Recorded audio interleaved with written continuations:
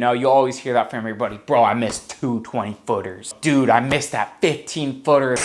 All right. What is going on, guys? It's Raul here. I'm doing a different type of video for you today. Gonna be doing a video just talking about tournament play and, scoring, and really just how to shave a few scores off of your tournament round without making any huge adjustments. I know there's a lot of videos out like this that, revolve around how to score better in tournaments or whatever. And there's a bunch of different ways how to do that. But these are three just pretty fundamental, basic things that I think if you practiced and got better at, it could be different for different levels of play. This applies especially to AM players, and even more especially to MA3, MA2 players, just because this is where I made a lot of mistakes when I was playing in those divisions. So the first thing that I was thinking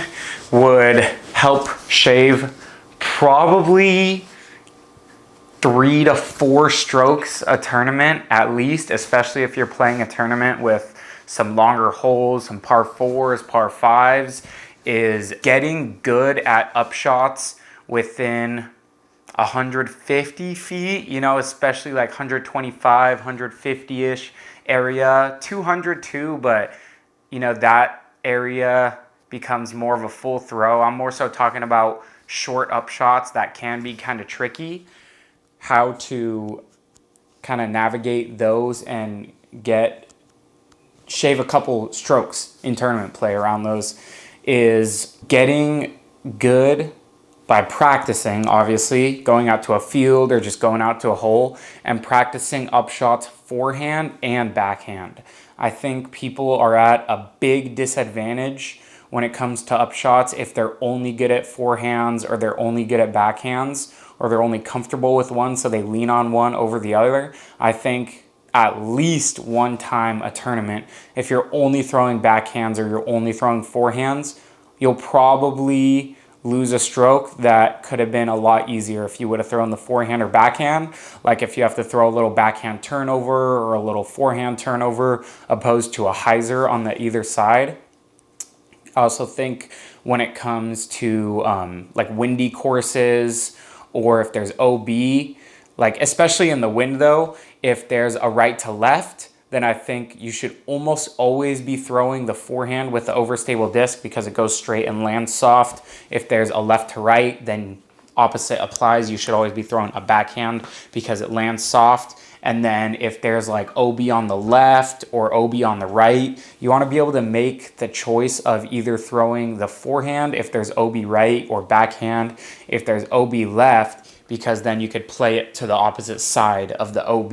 That's kind of a hole in my game right now is I'm very proficient in the forehand upshots, but when it comes to backhand upshots, I can do them, but I'm not nearly as comfortable or confident with it as I am with the forehand. So, I mean, if I have to throw the backhand, there's a way higher chance that I won't get up and down from, 125, 150. And I think that's something that I need to work on and could definitely gain a few strokes in tournaments if I do. All right, so that brings me into my next point, which is kind of what I said already about the OB being on the left or right and playing to the opposite side. It's that exactly, but for upshots, which I already talked about, but also off the tee or longer upshots on like a par 4 or par 5. If there's OB left, long, short, or to the right, you always want to try to miss to the opposite side or really just aim your shot and air to the other side. So if you're playing a 300-foot hole and you have the basket right in the middle and there's OB left, not only do you want to throw your disc to the right side and try to make your miss to the right, I think you should try to land your shot and have your disc land 15, 20 feet to the right. So if that means you're playing on a skippy course, aim it way right and play for that skip to land 15, 20 feet right. Because if you're just aiming to the right and your disc is coming back to the basket and it skips OB left, then I just don't think it's worth trying to park a hole when it has a chance at going OB, whether that's OB left or you're throwing a forehand and there's OB right, or let's say there's OB short, like you're playing on a golf course and there's OB short on a green. I like to aim to the side of throwing something that for sure will clear the green, even if that means going 20, 25 feet long, because that means you're always going to be having a putt for birdie and you're just going to be going OB less. It's different if there's OB like all around, like if there's OB left, OB right, you know, it's a tight island, then sure, I get it. Try to park it or play the hyzer and land to the right of the side that you're throwing the hyzer on. That's kind of my general rule of thumb. So if you're playing an island hole and you're throwing a backhand hyzer, I like to land it right because it's fading out the whole time, versus if you try to land it left or towards the basket, then it could just fade out left. That's just me. But I'm more talking about if there's OB short or if there's OB long, only long, then throw the disc that can't go OB long. So if it's, you know, a 300-foot upshot and you're thinking maybe a Firebird or a mid-range that can't go OB but probably isn't going to park it, I say throw the mid-range. You're never going to park it, but you're never going to go OB, and you're never going to have to take that extra stroke.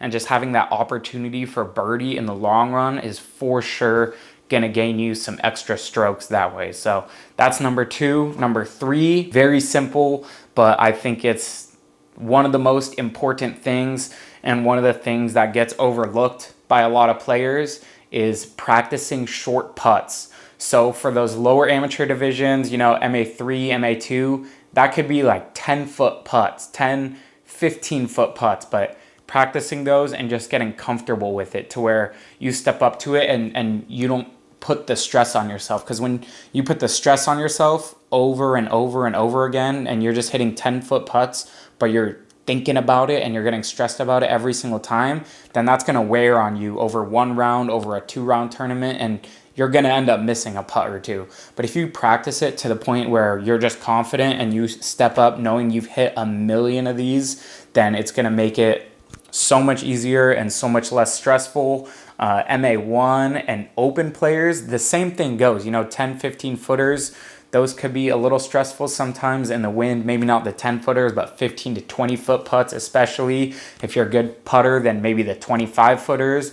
But the putts that you step up to and they're nervy for you, but you know that you 100% should be making these putts, whether that's 15 foot, whether that's 25 foot. I don't think this necessarily applies for anything outside of 25 feet.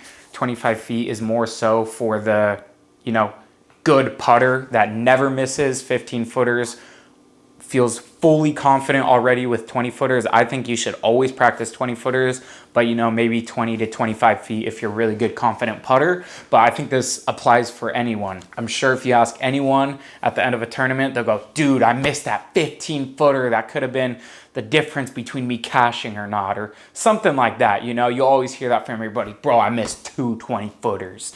But if you just practice those all the time and get confident with them, maybe you'll miss one here and there, but it'll be a lot less likely, and you're not going to put the stress on yourself to keep making those. You're just going to step up and you're just going to make them more often. So those 3 are 3 pretty basic fundamental things, but things that I think could definitely improve your scores by, if it's a 2-round tournament, at least 3 to 4 strokes, and could be a big, you know, key deciding factor between some of your placings at tournament. So that's 1, practicing backhand and forehand upshots and getting comfortable with both of them around 150 feet.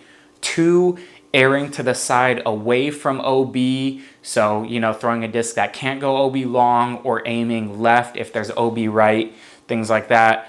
And then 3, practicing short tester putts for you, but true like short putts, like 15, 10 feet, and getting those absolutely dialed in to the point where you feel like you're never going to miss them. Hope this helps you guys get a few strokes out there in your tournament play. Thanks for watching. We'll see you in the next one.